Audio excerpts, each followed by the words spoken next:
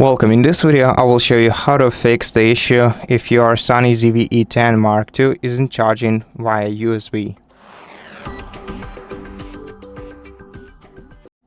So, if you plug in the charging cable to your camera right here and your charging indicator doesn't start glowing yellow, that means that your charging function is disabled, and to enable it, you have to switch on the camera, open menu, then scroll to the sidebar, then select setup.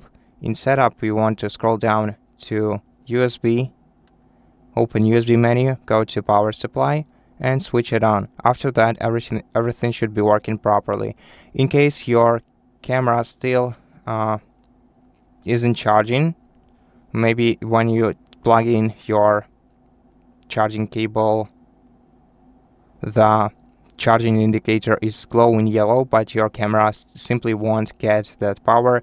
That probably means that the AC adapter that you're using with your cable, so this thing right here, this brick, doesn't have enough watt capacity, and you should be using a more powerful one. So yeah, I recommend using 30 watts or more as a power adapter for your camera for it to be charged quickly. And that's basically it for this video. Thank you for watching it. If it helped you, please consider subscribing to our channel, leave us a like in the comment below, and I'll see you in the next one.